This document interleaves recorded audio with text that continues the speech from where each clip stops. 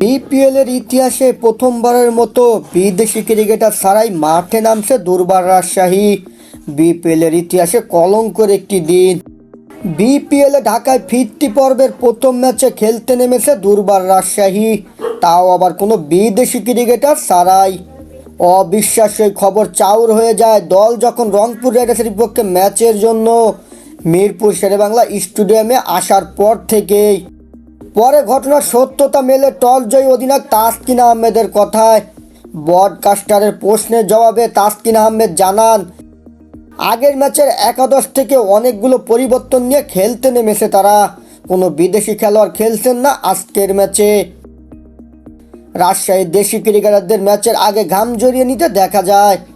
এছাড়া দলের সঙ্গে দেখা গেছে প্রধান কোচ ইজাজ আহমেদ সহ বাকিদেরও। বিপিএল এর নিয়ম অনুযায়ী দুইজন বিদেশি ক্রিকেটারকে একাদশে রাখাটা বাধ্যতামূলক হলেও বিষয়টা এই ম্যাচে মানছে না রাজশাহী।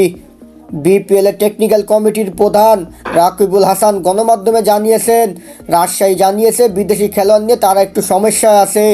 সমস্যাটা কি তা তারা বলেননি। তারা আবেদন জানিয়েছেন এই ম্যাচটা তারা বিদেশি খেলোয়াড় ছাড়া খেলতে চায়, তাই বিশেষ বিবেচনা আমরা তাদের সেই অনুমতি দিয়েছি। টুর্নামেন্টের চট্টগ্রাম পর্বে নেতিবাচক খবরে বারবার উঠে আসছিল দুর্বার রাজশাহীর নাম।